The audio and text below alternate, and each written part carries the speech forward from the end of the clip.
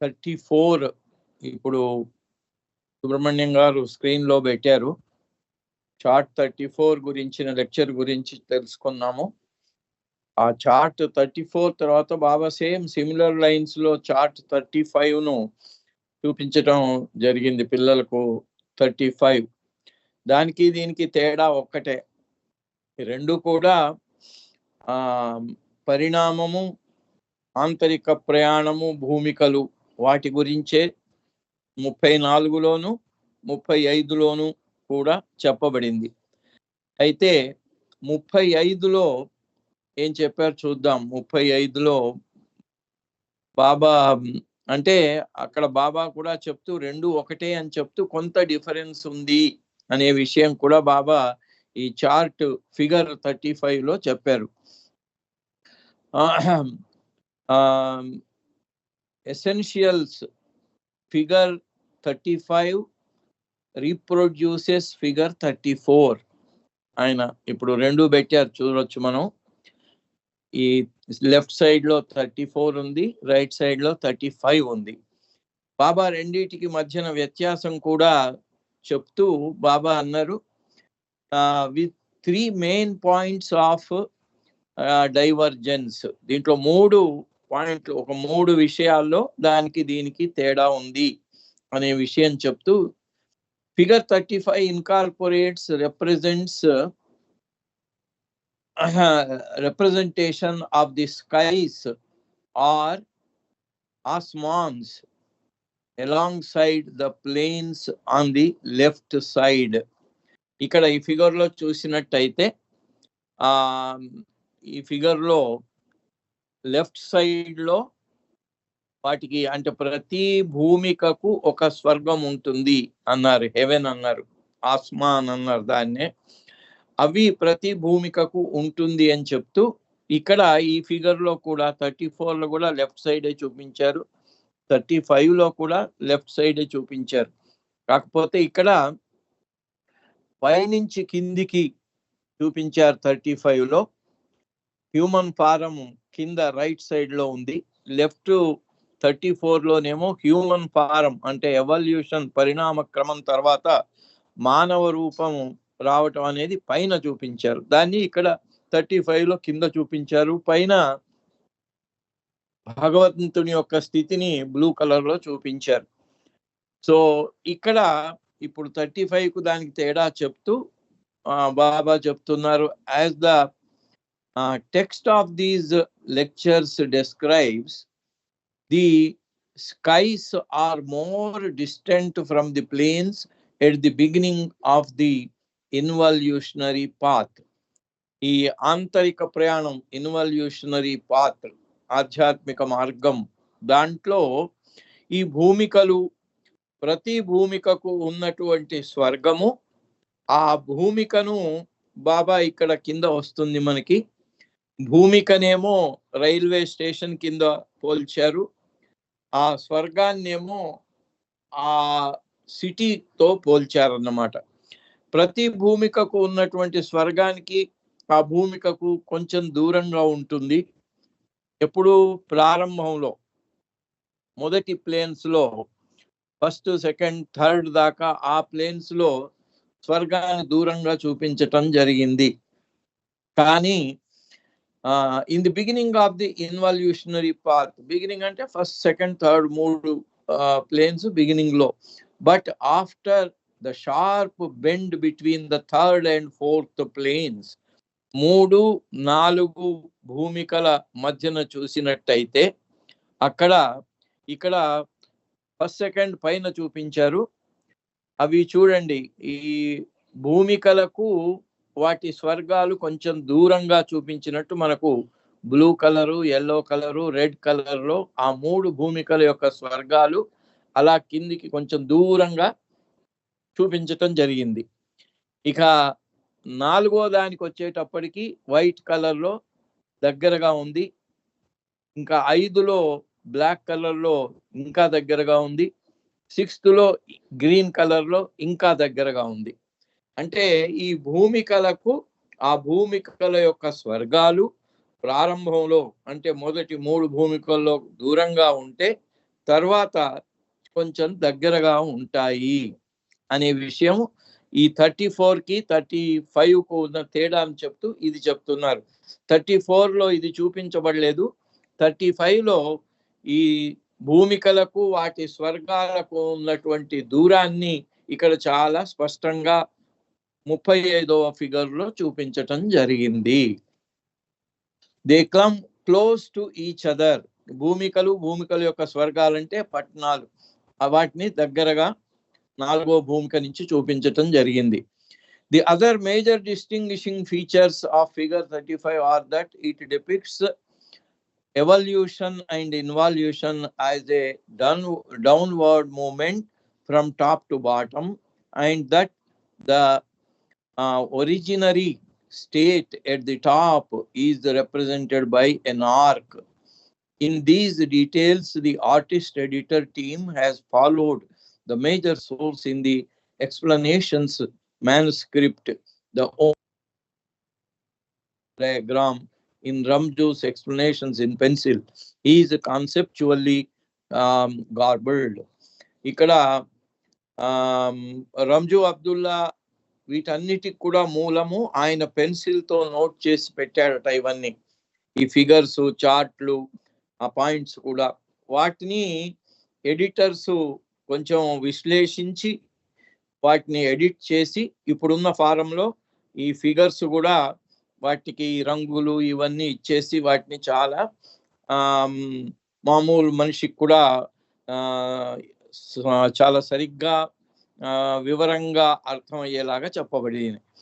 ఇక్కడ ఈ ఇంకొక దానికి 34కి లెఫ్ట్ సైడ్ లో ఉండే ఫిగర్ కి రైట్ సైడ్ లో ఉండే ఫిగర్ కి తేడా ఏం చెప్తున్నారంటే ఆ పైన ఆర్క్ కి ఈ ఎవల్యూషన్ కి ఇన్వాల్యూషన్ కి సంబంధం చూపించలేదు.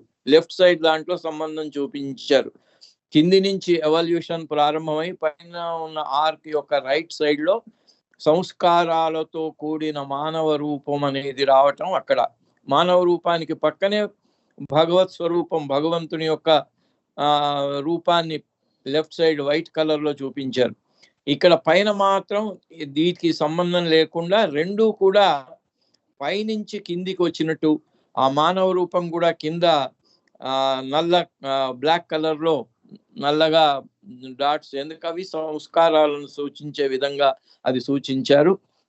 ఆ మానవ రూపం నుంచి అది పైనుంచి కిందికి వచ్చింది కదా ఎవల్యూషన్, కింది నుంచి మళ్ళీ దానికి తిరుగు మార్గంలో వెనక్కి అబౌట్ టర్న్ అన్నారు బాబా. దాన్ని ఆ అబౌట్ టర్న్ వెనక్కి వెళ్ళి మళ్ళీ భూమికల్లో స్టార్ట్ అయ్యి, భూమికలు కూడా 1 నుంచి పైన స్టార్ట్ అయ్యి కింద మానవ రూపానికి ఎదురుగానే చూపించినటువంటి దైవ స్థితికి చేరుకునే విధంగా దీంట్లో ఈ తేడాలు చేయబడినవి అని చెప్తున్నారు. చెప్తూ ఇక్కడ బాబా ఉన్నారంటే figures 34, 35 the arc at the top recalls early figures such as figures 5, 9. ఆ పైన వేరుగా భగవంతుని యొక్క ఆ బ్లూ కలర్ లో చూపించింది మొట్టమొదట్లో మనం 5 నుంచి 9 దాకా ఉండే వాటిలో అట్లాగే చూపించుకున్నాము అని చెప్తూ original state as the source of creation, భగవంతుని యొక్క బియాండ్ పరాత్పర పరబ్రహ్మ స్థితి, అన్నిటికీ మూలమైన స్థితి, దాన్ని ఇక్కడ ఈ 35లో ఆ బ్లూ కలర్ లో చూపించటం జరిగింది. Evolution on the right does seem to emanate from such an original God state, but the involutionary path through the plains and skies would seem to take its start from the world of the human. అలాగే ఇక్కడ భగవంతుడి నుంచే సృష్టి ఆరంభమైంది కనుక రాయి నుంచి ప్రారంభమైన ఎవల్యూషన్ కూడా భగవంతుడి దగ్గర నుంచే చూపించటం జరిగింది. ఇక ఇన్వల్యూషన్ అనేది మానవ రూపంలో పునర్జన్మ క్రమంలో ఆ ఇన్వల్యూషన్ ప్రారంభం అవుతుంది కనుక అది ఇక్కడ మానవ రూపం నుంచి పైకి ఆర్చ్ లాగా చూపించటం జరిగింది అని చెప్తారు. For a far more detailed representation of the plains and skies, including additional information on the subsections of each sky, see figures 36. ఇంకా వచ్చే ఫిగర్ 36లో ఈ భూమికల ద్వారా ప్రయాణం చేయవలసినటువంటి మార్గము, ఆ భూమికల యొక్క స్వర్గాలు, ఆ స్వర్గాల్లో ఉండేటువంటి తేడాలు కూడా, దాంట్లో ఉన్నటువంటి విభజనలన్నీ కూడా 36లో వస్తాయి. ఇంకా మనం 36 అయిన తర్వాత అక్కడికి వెళ్దాము. సో ఆ 36ను కూడా స్క్రీన్ లో చూపిస్తున్నారు సుబ్రహ్మణ్యం గారు.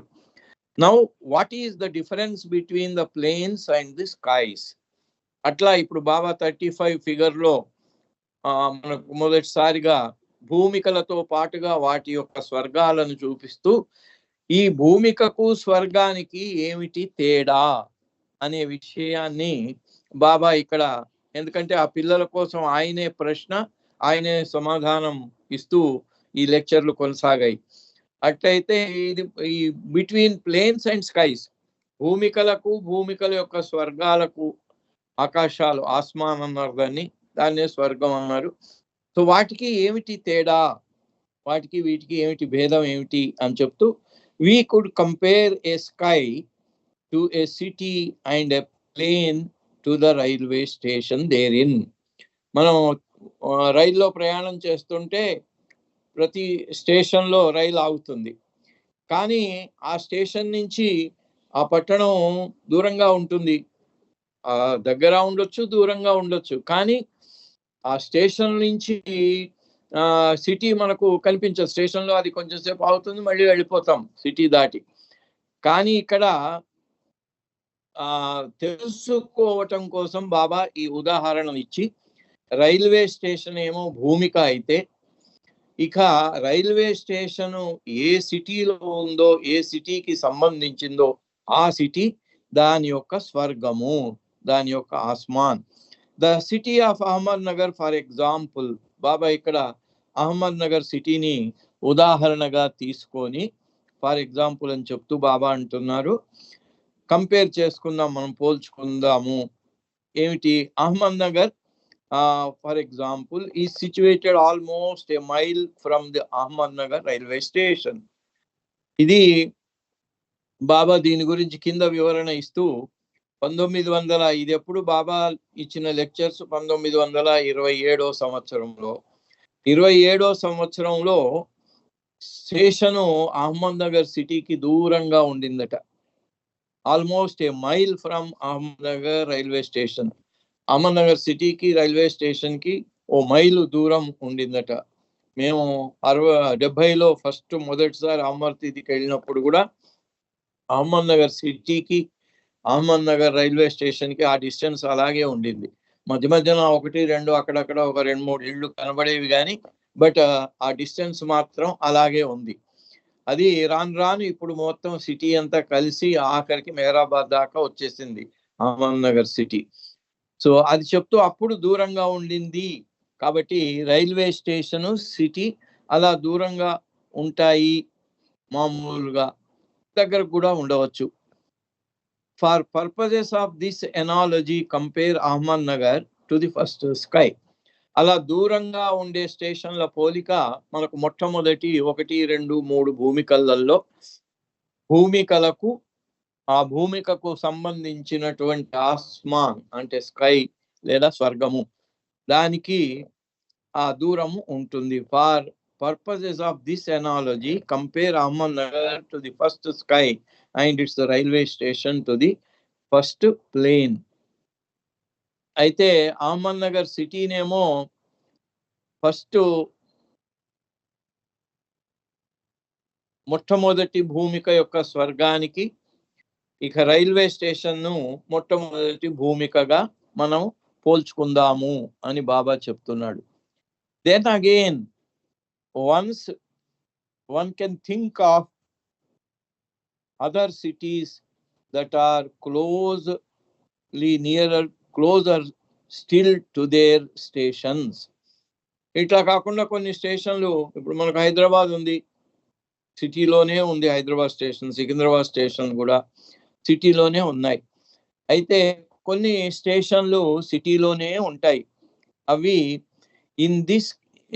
In the case of Lonavla, Baba ఇక్కడ ఉదాహరణకి లోనావ్లా చెప్తున్నారు. The city of Lonavla are immediately next to each other.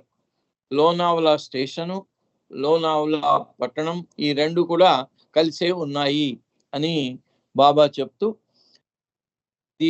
This is like the 6th plane. ఇక కింద ఆ ఫిగర్ లో మనకు చూసినట్టయితే గ్రీన్ డాట్ 6th ప్లేన్ కు పక్కనే ఉంది. ఆ గ్రీన్ డాట్ గా చూపించబడినటువంటి ఆస్మాన్, స్కై, 6th ప్లేన్ స్కై అన్ని ప్లేన్ల కంటే కూడా ఈ ప్లేన్ లో ఆ ప్లేన్ కు సంబంధించినటువంటి ఆకాశం అంటే స్వర్గము దగ్గరగా ఉన్నాయి. అలా లోనావలాను పోల్చి బాబా లోనావలా పట్టణం కూడా అలాగే ఉంటుంది అని పిల్లలకు అర్థమయ్యేలాగా ఆ విషయాన్ని చెప్పారు లోనావలా గురించి. This is like the 6th plane. ఆ దగ్గరగా ఉండటం అనేది 6th ప్లేన్ లో స్టేషను, సిటీ రెండు కలిసి ఉండటం, 6వ భూమికలో భూమికకు సంబంధించిన స్వర్గము కలిసి ఉండటం లాగా పోల్చుకోవచ్చు అన్నారు. To return then in our evolutionary narration, the planes succeeds in arriving at the human form after advancing through the innumerable various forms in the series of evolution. Then the planes mark. అయితే ఇక్కడ బాబా మళ్ళీ పరిణామములో రూపాల మార్పులు, అది చాలా సుదీర్ఘమైనటువంటి ప్రయాణము, లెక్కలేనన్ని రూపాలను ధరించి వాటి ద్వారా చైతన్యాన్ని చేసుకోవటం, అలాగే అవసరం కంటే మించి కూడా అవసరం ఉన్నా లేకున్నా సంస్కారాలను పోగు చేసుకోవటం జరుగుతుంది. అలా జరిగిన తర్వాత ఈ ఎవల్యూషన్ ప్రాసెస్ అయిన తర్వాత మళ్ళీ మనకు రీఇన్కార్నేషన్ కూడా ఉంటుంది. అది అయిన తర్వాత అప్పుడు భూమికల ద్వారా ఆధ్యాత్మిక మార్గంలో ప్రయాణించటం ప్రారంభం అవుతుంది. ది ప్లేన్స్ మార్గ్. If he has the good fortune of getting turned, he has to trudge endlessly through the rounds of births and deaths in human form. ఇక్కడ పరిణామ క్రమం అయిపోయి చైతన్యం పూర్తిగా వచ్చేసినా కూడా మానవ రూపం వచ్చిన తర్వాత, మోక్షార్హమైనటువంటి మానవ రూపాన్ని పొందిన తర్వాత కూడా ఇక్కడ పోగు చేసుకున్న సంస్కారాల కారణంగా అనేక జన్మలు మానవ రూపంలో ఎత్తవలసి ఉంటుంది. అన్ని మనకి 84 లక్షలు అని చెప్పటం జరిగింది కదా. ఎట్లాగైతే శతమానం భవతి అని మనిషి యొక్క ఆయుష్ను 100 సంవత్సరాలుగా ఎలా చెప్పారో, అలాగే ఇక్కడ 84 లక్షల జన్మలు, జనన మరణాలు, పునర్జన్మ క్రమంలో మానవ రూపంలో ఈ జీవాత్మ పొందవలసి ఉంటుంది అనే విషయము అది ఇక్కడ హ్యూమన్ ఫారంలో అలా చాలా కాలం ఈ జనన మరణాల చక్రంలో చిక్కుకొని సుడిగుండంలో చిక్కుకున్నట్టుగా అక్కడనే తిరుగుతూ ఉండాల్సి వస్తుంది. అన్ని రకాలైనటువంటి అనుభవాలను పొందుతూ, ఓసారి మంచి జన్మ, ఓసారి చెడు జన్మ, ఒకసారి మంచివాడు, ఒకసారి చెడువాడు, ఒకసారి స్త్రీ, ఒకసారి పురుషుడు, ఒకసారి ధనవంతుడు, ఒకసారి దరిద్రుడు, ఒకసారి పుణ్యాత్ముడు, ఒకసారి పాపాత్ముడు, ఇలా రకరకాలుగా ప్రతి ఒక్క అనుభవానికి ఉన్నటువంటి 2 సైడ్లు, ఒక నాణ్యానికి 2 వైపులు ఎలా ఉంటాయో అలాగే ప్రతి ఒక్క అనుభవానికి మంచి చెడు అంటే 0 కింది వైపు, 0 పై వైపు. బాబా అన్నారు అసలు చెడు అనేది లేనే లేదు, మంచి 0 కిందికి వెళ్తే చెడు అవుతుంది, 0 పైన వెళ్తే మంచి డిగ్రీస్ లో వ్యక్తం అవుతుంది అని. అలా ఈ ఒకే అనుభవానికి చెందినటువంటి ద్వంద్వానుభవాలను పొందటం కోసం మానవ రూపంలో ఇంత సుదీర్ఘమైనటువంటి ప్రయాణము అంతకు ముందు పరిణామంలో లేదు. ఒక్కొక్క రూపంలో ఒక జన్మనే, కానీ మానవ రూపంలో మాత్రం ఇన్ని జన్మలు ఎత్తవలసినటువంటి అవసరం ఏర్పడింది. like the ox in the oil mill that we spoke of yesterday, by when at last the turning happens. ఇక్కడ ఈ పునర్జన్మ క్రమాన్ని బాబా ఇంతకు ముందు పోయినసారి మనం చదువుకున్న దాంట్లో చెప్పాడు. గానుగెద్దు పాతకాలంలో మేము కూడా మా ఊళ్ళో చూసేవాళ్ళం. నూనె కోసం ఎక్కడ పోయి తెచ్చుకోవటం కాదు, మాకు అప్పుడు నువ్వులు కూడా పండేవి. నువ్వులు తీసుకెళ్ళి ఇవ్వటం, ఆ గానుగ ఆడించటం, పొద్దున ఇస్తే సాయంత్రానికి ఆడి ఆ ఇచ్చిన నువ్వులకి ఎంత ఆయిల్ వస్తే అంత ఆయిల్ పట్టి ఇచ్చేవాడు. ఆ ఆయన కూర్చునేవాడు, ఆ గానుగు దానికి ఎద్దును కట్టేసేవాడు.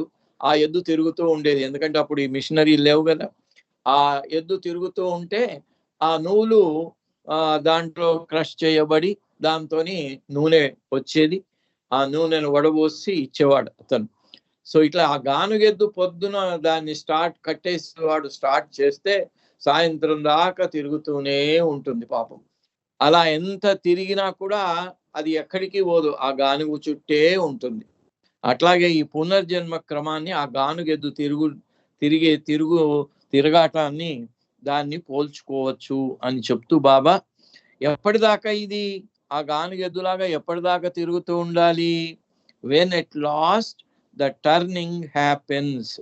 టర్నింగ్ ఇక్కడ ఈ 35 ఫిగర్ లో చూసినట్టయితే ఎవల్యూషన్ క్రమంలో కింద మానవ రూపం నల్లగా చూపించినటువంటి అక్కడ మానవ రూపం వచ్చింది.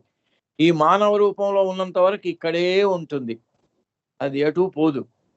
కానీ అక్కడి నుంచి ఈ మానవ రూపంలో గానుగెద్దులాగా తిరిగే ప్రయాణం అబౌట్ టర్న్ అవటం ప్రారంభమైతే ఇక్కడ ఆ నల్లటి పాయింట్ నుంచి పైకి గీతలాగా చూపించారు.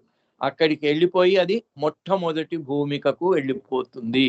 ఇట్లా టర్న్ తీసుకొని ఆ టర్న్ లో మొట్టమొదటి భూమికకు చేరుతుంది అన్నమాట. అది ఆ టర్నింగ్ అనేది చాలా ముఖ్యమైనటువంటిది. చాలా మందికి ప్రపంచమే సర్వస్వము, ఈ ప్రపంచమే నిత్యము, నేను పుట్టింది ఈ ప్రపంచంలో బాగా సంపాదించి సుఖపడటానికే, ఈ ప్రపంచంలో అన్ని చేసుకోవటం కోసమే నేను పుట్టాను అని ఎప్పుడైతే ప్రపంచం కోసమే జీవనం సాగించటం కొనసాగుతుందో అప్పటి వరకు గానుగెద్దులాగా ఈ పునర్జన్మ క్రమంలో మనిషి తిరుగుతూనే ఉంటాడు. అక్కడి నుంచి కాదు, నేను దీనికోసం పుట్టలేదు, దీనికంటే మించినటువంటి పర్పస్ ఏదో ఉంది అనే అటువంటిది తెలియాలి. దీనికి నాకు ఒక కథ జ్ఞాపకం వస్తుంది. బుద్ధుడి కాలంలో బుద్ధుడు ఆ వృక్షం కింద కూర్చొని ఉన్నాడు. శిష్యులందరూ కూర్చున్నారు, ఆయన ప్రసంగం చేస్తున్నారు. ఎక్కడి నుంచో ఒక పేద ఆయన చాలా సన్నగా ఉన్నాడు, ఆయన వచ్చి వెనకాల కూర్చున్నాడు. అందరూ ప్రవచనం అయిపోయిన తర్వాత అందరూ దర్శనం చేసుకొని వెళ్ళిపోయారు, ఈయన మాత్రం అలాగే కూర్చున్నాడు. అప్పుడు బుద్ధుడు ఆయన పిలిచిన, ఆయన ఏంటి అందరూ వెళ్ళిపోయారు, ఇంకా నువ్వు కూర్చొని ఉన్నావు ఏమిటి అన్నాడు. అంటే ఏం లేదు స్వామి, నేను చాలా పేదవాణ్ణి, నా భార్యను పిల్లలను పోషించడం చాలా కష్టం అయిపోయింది నాకు, మీ దగ్గరికి వస్తే ఏదన్నా దారి చూపిస్తారేమో, లేకపోతే ఏదన్నా ఇంత సహాయం చేస్తారేమో అని మీ దగ్గరికి వచ్చాను అన్నాడు. ఇప్పుడు బుద్ధుడు అన్నాడట, అయ్యో నన్ను చూస్తున్నావు కదా నాయన, నాకు ఇల్లు లేదు ఏం లేదు, ఈ చెట్టు కిందనే కూర్చుంటాను, చెట్టు కిందనే ఉంటాను. ఇంక పొద్దున అయిందనుకో నదిలోకి వెళ్ళి స్నానం చేసి వస్తాను, భిక్షాటనకి వెళ్తాను, ఎక్కడ భిక్ష దొరికితే తీసుకొని వచ్చి తింటాను, అంతే. ఇంక నా దగ్గర ఏముందని నీకు ఇవ్వగలను నేను అన్నాడు ఆయన. చూడండి, అప్పుడు అతనికి నిజమే, ఆయనకే ఇల్లు లేదు, ఆయనకే ఏమీ లేదు, ఇంకా ఆయన నాకేమి ఇస్తాడులే అనే అటువంటి ఆలోచన ఆయనకు కూడా వచ్చిందట మనసులో. వచ్చి ఇంకా లేచి దండం పెట్టుకొని వెళ్ళిపోదాం అంటుంటే అప్పుడు బుద్ధుడికి దయ వచ్చిందట ఆయన మీద. నాయన సరే ఉండు, ఏదో నాకు ఒకటి జ్ఞాపకం వచ్చింది, అటు వెనకాల నది ఉంది కదా, నది తీరంలో కొంచెం కిందికి దిగు, అక్కడ పక్కనే ఒక చెట్టు ఉంటుంది, చెట్టు కింద అనే రంగుల రాళ్ళు ఉంటాయి, ఒకటి కొంచెం నీకు మెరుపుతో కనబడుతుంది, ఆ రాయిని తీసుకురా అన్నాడు. వెళ్ళి తీసుకొచ్చాడు. తీసుకొచ్చిన తర్వాత ఈ రాయిని పట్టుకోడు బాబు, అదేమిటో కూడా ఆయన చెప్పలేదు, ఆయనకు తెలుసు అయినా చెప్పలేదు. అది తీసుకెళ్ళు, దానివల్ల ఏమైనా నీకు సహాయం కలుగుతుందేమో చూద్దాము అన్నాడు. ఎందుకంటే పరిపూర్ణులైన వాళ్ళు ఎప్పుడు కూడా ఈ భౌతికమైనటువంటి దీంట్లో దాని ఆకర్షణలకు లోను చెయ్యరు ఎవరిని కూడా. వెళ్ళాడు అతను వెళ్ళి ఇంటికి వెళ్ళగానే ఏంటి ఏమైంది, మీరు వెళ్ళిన పని సక్రమంగా జరిగిందా అని భార్య అడిగితే, ఏముంది ఆయన దగ్గర ఏం లేదు, నాకేమి ఇస్తాడు, ఏదో ఈ రాయి ఇచ్చాడు అనగానే భార్య గ్లాసులో నీళ్లు తెచ్చి ఆ రాయి మీద పెట్టేసింది. ఈయన నీళ్లు తాగాడు. నీళ్లు తాగి ఇలా పట్టుకునేసరికి ఆ గ్లాసు బంగారం అయిపోయింది. అమ్మా ఏంటిది, ఇది దీనికి ఇంకోటి తీసుకురా, ప్లేట్ ఇనుప ముక్కలను వీటిని అన్నిటిని తీసుకెళ్ళి దానికి అంటిస్తే అంటించిన ప్రతిదీ బంగారం అయిపోతుంది.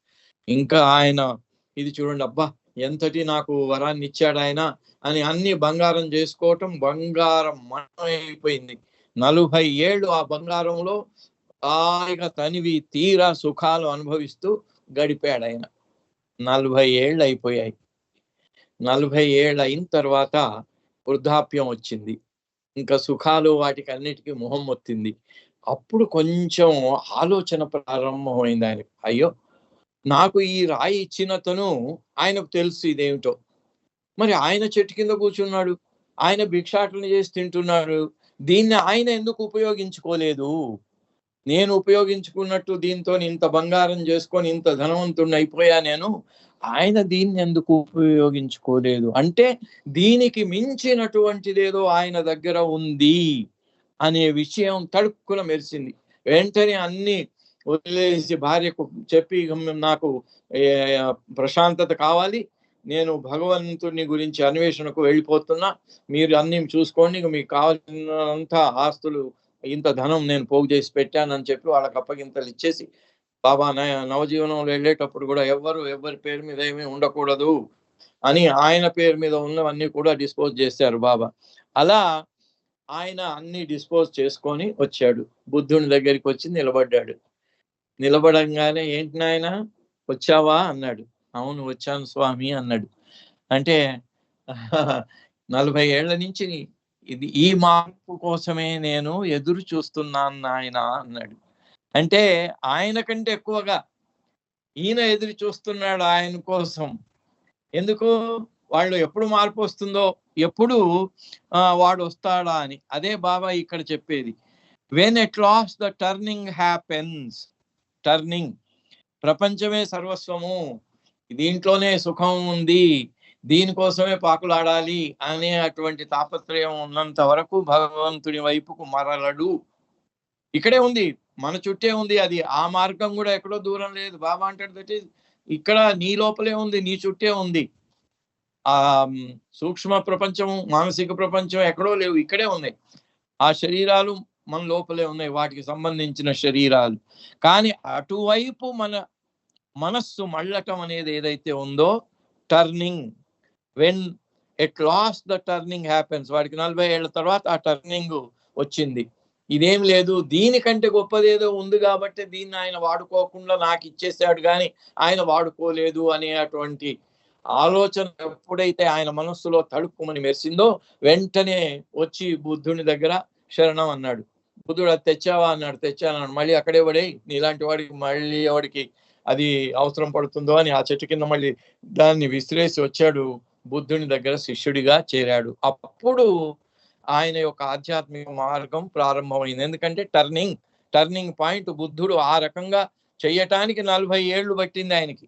సో 40 ఏళ్లే పడుతుందో, 40 జన్మలే పడుతుందో, 400 జన్మలే పడుతుందో, 4000 4 లక్షలో తెలియదు మనకు. ఎన్ని జన్మలు అయినాయో, ఇంకా ఎన్ని జన్మలు కావాలో మనకు ఆయనకు తెలుసు. కానీ మార్పు అనేది, టర్నింగ్ పాయింట్ అనేది, when at last the turning happens, ఆ టర్నింగ్ ఎప్పుడైతే అవుతుందో, he enters the path and faces the first plane. ఆ మార్గంలో ప్రవేశించి ఇక్కడ ఈ లైన్ పైకి చూపించి పైన ఫస్ట్ ప్లేన్ ప్రారంభం అవుతుంది. ఎప్పుడైతే టర్నింగ్ అవుతుందో, మానవుడు ఇక్కడ కింద ఉన్న పునర్జన్మ క్రమంలో నుంచి యూటర్న్ తీసుకొని పైకి వెళ్ళిపోయి, ఎప్పుడైతే మొదటి భూమికలో ఆధ్యాత్మిక మార్గం అక్కడ ప్రారంభం అవుతుందో ప్రయాణం, ఆ మొట్టమొదటి భూమికకు చేరుకుంటాడు. Which is the first station on the way to the God.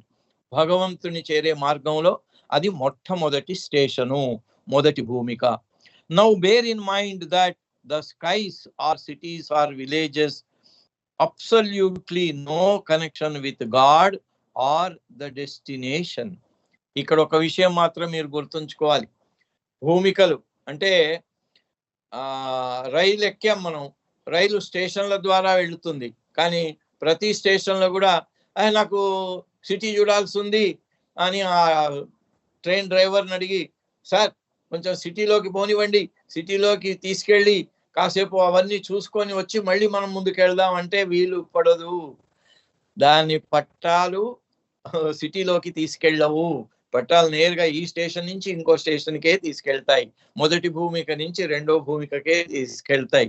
ఆ భూమికలకు అటాచ్ అయి ఉన్నటువంటి స్వర్గాలతో వాటికి రైల్వే స్టేషన్ కు అటాచ్ అయి ఉన్నటువంటి సిటీస్ తో ఆ గమ్యాన్ని చేరే ప్రయాణానికి ఏమీ సంబంధం. ఎవరైనా అనుకోవచ్చు, మొదటి భూమికకు వెళ్ళిన తర్వాత మొదటి భూమికలో నుంచి మొదటి భూమికకు చెందినటువంటి నగరంలోకి వెళ్ళి అన్ని చూసి వచ్చి మళ్ళీ ముందుకు వెళ్ళాలేమో. లేదు, అవసరం లేదు. మొదటి భూమికలో నుంచి రెండో భూమికలోకి డైరెక్ట్ గానే ప్రయాణం. ఆ భూమికలోకి వెళ్లకుండా, నేరుగా వెళ్లకుండా ఆగిపోయింది అనుకోండి, సిటీలోకి వెళ్ళాడు అనుకోండి, అక్కడ ప్రయాణం లేట్ అయిపోతుంది అంతే. No connection with God or the destination. ఈ స్వర్గానికి భగవంతుడికి భూమికలతో సంబంధం ఉంది. ఒక్కొక్క భూమిక దాటుతూ వెళ్ళిపోవాలి. మరి సద్గురువు అయితేనేమో, సద్గురువు గాని అవతారుడు బాబా అన్నాడు, మీ కళ్ళకు గంతలు కట్టి తీసుకెళ్తా, మీకు ఏ భూమికలో ఉన్నారో ఎక్కడికి వెళ్తారో తెలియాల్సిన పనే లేదన్నారు. అలా బాబా తీసుకెళ్తారు. బాబా అయినా సద్గురువు అయినా. మామూలుగా వెళ్ళే మనిషి మాత్రం ఒక్కొక్క భూమిక ద్వారా వెళ్ళాలి. భూమికలో ఒక స్వర్గంతో పని లేదు. గమ్యాన్ని చేరటానికి భూమికకు సంబంధించిన స్వర్గంతో పని లేదు. But the station or planes do. కానీ స్టేషన్లు మాత్రం తప్పనిసరిగా దాటి వెళ్ళిపోవాలి ట్రైన్. ఆ స్టేషన్ కు సంబంధించిన సిటీలోకి ట్రైన్ వెళ్ళదు, వెళ్ళాల్సిన పని లేదు. అది గమ్యం వెళ్ళటానికి ఒక్కొక్క భూమిక దాటుకుంటూ వెళ్ళిపోవాల్సిందే. Only the stations or planes have this link. దానికి ఆధ్యాత్మిక మార్గంలో ఆ స్టేషన్స్ అనబడే అటువంటి ఆ భూమికలకే సంబంధము. But from each of the planes there are two off ramps, two ways of proceeding further. అయితే ప్రతి భూమికకు అక్కడ ర్యాంప్ లాగా ఉంది. ఆ భూమికకు చెందిన స్వర్గం ఇక్కడ బ్లూ కలరు ఈ కలర్ లో చూపించారు. భూమిక నుంచి అక్కడికి మధ్యన ఒక గీత లాగా చూపించారు. దాన్ని ర్యాంప్ అంటున్నారు బాబా. ఆ ర్యాంప్ అనేది ఆ భూమికకును భూమిక యొక్క స్వర్గానికి కనెక్ట్ చేసేది. 2 ways ఆఫ్ ప్రొసీడింగ్ ఫార్దర్. అక్కడి నుంచి భూమికల నుంచి ముందుకు పోవటానికి 2 రకాలైన మార్గాలు ఉన్నాయి అని చెప్తూ 2 ways of proceeding further. One of them, the path of direct plains mark, takes the traveler to the next station and thence onwards to the goal. ఒకటి డైరెక్ట్ ప్లేన్ ట్రైన్ వెళ్ళిపోయేదే. గీత కనబడుతుంది చూడండి. ఆ గీత వరుసగా 1, 2, 3, 4, 5, 6 భూమికలు. ఆ తర్వాత కింద వైట్ లో ఉండేటువంటి 7వ భూమికకు చేరిపోతుంది నేరుగా, ఇంకెక్కడికి వెళ్ళదు. అలా కాకుండా one of them the path of direct planes మార్గ్ ఒకటి. The other diverts him to the city from which eventually he needs to circle and advance onward from the plane or station. ఇక్కడ ఈ ప్లేన్ల నుంచి డైరెక్ట్ గా వెళితే హాయిగా వెళ్ళిపోతాడు. అట్లా పోకుండా సిటీలోకి వెళ్ళిపోయినట్టయితే, మనం కూడా ఇప్పుడు హైవేలో ఎప్పుడు కూడా డైవర్షన్లు ఉంటాయి, బైపాస్ అంటారు. ఆ బైపాస్ లో వెళ్ళినట్టు ఈ ప్లేన్స్ లో వెళ్తే, సిటీలోకి వెళితే సిటీలో ఆ ట్రాఫిక్ లో ఇరుక్కుపోతాం, అట్రాక్షన్ లో దాంట్లో ఇరుక్కుపోతాం. ఈ విషయం మళ్ళీ నెక్స్ట్ వారం కంటిన్యూ చేద్దాం. టైం అయిపోయింది కనుక ఇక్కడికి ముగించేద్దాం. అంటే భూమికల ద్వారా వెళ్ళాల్సిన అవసరం ఉంది, కానీ భూమికలకు సంబంధించిన స్వర్గాలకు సాధకుడు వెళ్ళవలసిన పని లేదు. వెళితే అక్కడ చిక్కుకుపోయి ఆ వ్యామోహాలకు లోనయ్యే అవకాశం ఉంటుంది అనే విషయాన్ని బాబా ఆ లెక్చర్ లో చెప్పడం జరిగింది. జై బాబా అవతార్ మెహర్ బాబా కి జై. జై మెహర్ బాబా అండి రామకృష్ణయ్య గారు. ఈ క్రియేషన్